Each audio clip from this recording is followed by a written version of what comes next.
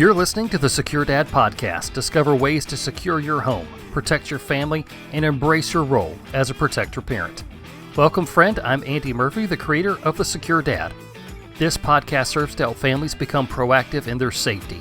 The information I share on this podcast is for general information purposes only. My goal is to empower you to make safer decisions for yourself and your family. Today I'm going to share with you about my wreck last year. I'll share with you what I learned, what I wish I'd done a little bit better, and what you need to do to make safer decisions for yourself after an accident. All of that and more ahead on the Secure Dad Podcast. So today we're talking about the aftermath of car accidents. In that time, there's going to be a lot going on, and you may understandably not know what to do next. That's why I developed my checklist, What to Do After a Wreck. This downloadable guide will show you step by step the things that you need to do after being involved in a collision. I know that this works because I've used it, and I'll share more about that later in the show. Get your free copy of this very valuable guide. Click on it in the link in today's show notes.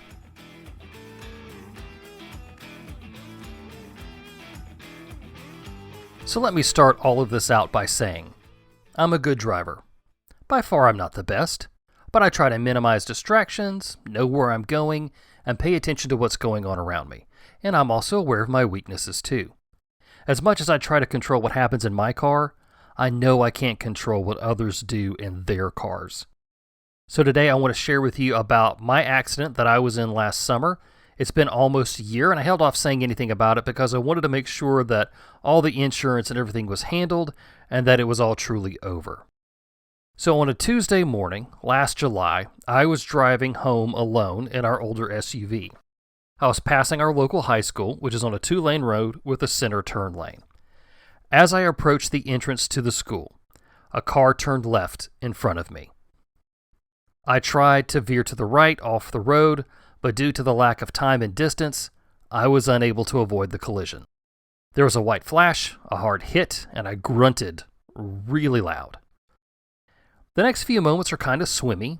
My brain alerted me to the smell of burning plastic, and I became fully aware again.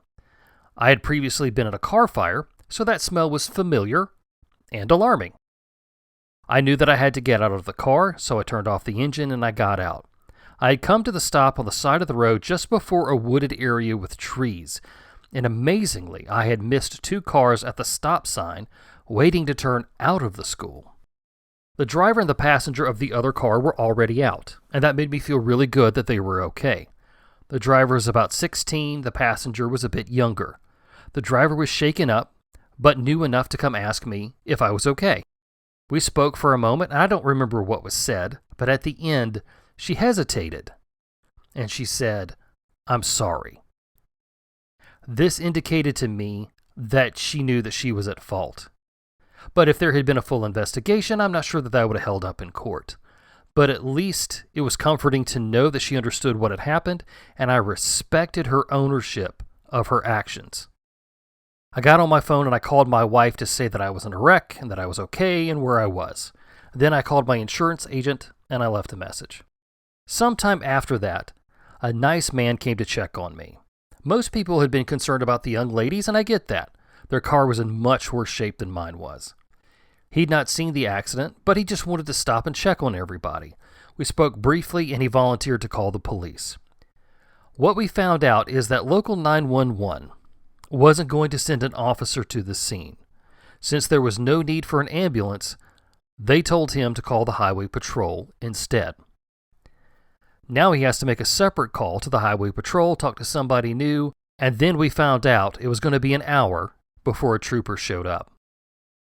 I'll pause here to remind you that you really are your own first responder. I think that if we had had a critical need, then an ambulance would have been there quick. But since that wasn't the case, the jurisdictional lines and the policies of law enforcement left people in need on the side of the road to fend for themselves. And I don't think that's serving and protecting. You're very vulnerable after a wreck, and knowing that no one is urgently coming to help is sobering. I didn't want an officer to clean up the road. I just thought it would be nice for somebody to stop by and keep other drivers from hitting our cars. Maybe write a report, and generally just, keep things safe. A summer before, I was in a production vehicle that blew a tire on the interstate. I've talked about this before. We called 911 because we were in a dangerous spot. We were told that since we were off the road and no one was hurt, all the operator could do was call a tow truck. Cool, right? In the midst of all this, I wondered what to do next. Ironically, that week, I had done a podcast on what to do after a wreck where I shared my free checklist on what to do in this exact situation. So I grabbed my phone, pulled up the list, and I started taking care of business. I took pictures of the scene from every angle that was safe to do so. My car, her car, from my point of view, from hers. I had pictures of her on scene, license plates, the interior of my car. I took pictures of the burns on my arms from the airbag, and I still have a scar from that. And at this point, I was able to talk to the young driver for a little bit. She had calmed down and was presenting herself very well. She explained to me that the car belonged to her stepdad. Now, this was concerning to me because now I had to wonder, 1, was stepdad going to come to the scene and be angry with me, and I have to defend myself? 2, was stepdad going to show up and be angry at her, and I'd have to defend her? Thankfully, the young lady's mom showed up and was very understanding and graceful. I'll say this of the young lady in the other car. I had seen her on her worst day, and she did really well. She's going to do well in life. As time went on, I started not to feel good. I realized that my adrenaline was leaving my system, and I was hurting much more than I realized. So if you're in this situation, don't wave off medical help so quickly. You might not fully be aware of what's going on in your body. Thankfully, at this point, a police officer showed up.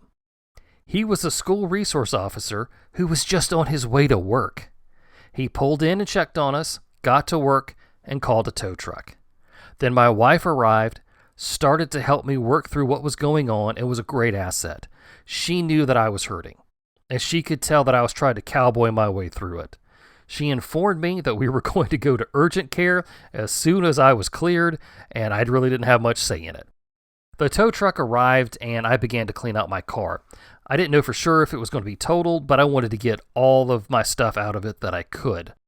Now, the tow truck driver asked me where to take the car, and I had no idea. He made a suggestion, and we finally agreed to do what he had suggested.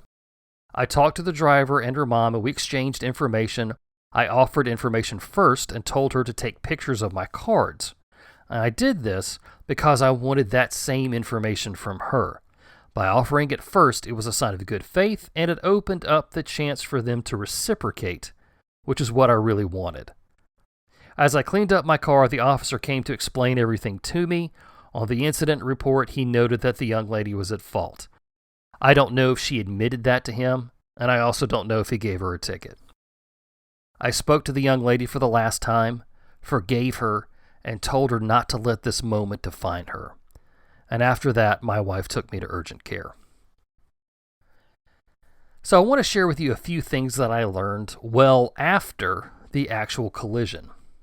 Remember me calling and leaving a message for my insurance agent? Yeah, he never called back. Ever.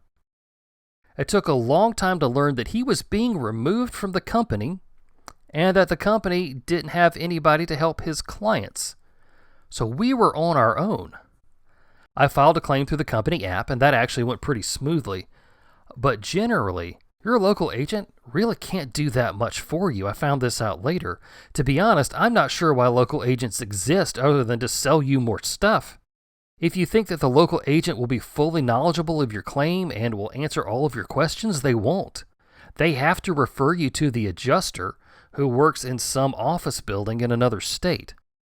I also learned from the insurance investigator that the fault assigned to the other driver by the police officer means nothing to insurance. They have their own team to recreate the accident, and never mind the fact that the officer was there and talked to witnesses. The officer's findings really didn't mean much of anything when it comes to insurance liability. I've also learned that turning left is one of the most dangerous things a driver can do in the normal act of driving. You're crossing lanes and you're timing traffic. I also found out that unless somebody is egregiously speeding, the person who is turning left is almost always at fault. So try to limit where you turn left and how often that you do it. Oh, and this is the best one. I don't know what it's like in your state, but the tow truck driver recommended the body shop that we tow the car to. I'll remind you that I had just been in a wreck and had my bell rung, so I trusted him. Now, hold on, because this next bit gets a little complicated and a little morally ambiguous. I found out later that the body shop rents space to the tow truck company to let my car sit in the body shop lot. I was getting charged $35 a day from the tow truck company for my car to sit in the back lot of the body shop. Then I started getting harassing registered letters from the tow truck company that I owed them a lot of money. They also said that they were now in possession of my car and they were going to sell it if I didn't pay up. So I went and paid them. Mind you, they don't take checks, and they charge a 10% service fee for using my credit card. And then I had to sign for my car to be released by the tow truck company to the body shop to wait for it for my car to stay in the same place. When I asked for my keys, they didn't have them. The body shop had the keys. How are you in possession of a car that's not your property and you don't have the keys? That's like me saying, "Oh, good day, sir. Would you like to buy London Bridge from me?" "Oh, yes, that's lovely. Do you own the property?" "No." "Do you have the keys?" "No. But if you don't pay me, I'll put you into debt and then poke you in the eye." So here's my suggestion. Don't leave your house. No, that's not it. Here's my suggestion. No matter where your car goes after a wreck, call the tow truck company and get the car released that day or the next morning. Insurance should pay that for you, but I didn't know that because, like I said, my agent was being removed from the company. I hope in all this I can save you some stress and frustration. If not, you could at least have a laugh at my expense. At the end of the day, though, we all walked away from that wreck, and that's because God is good.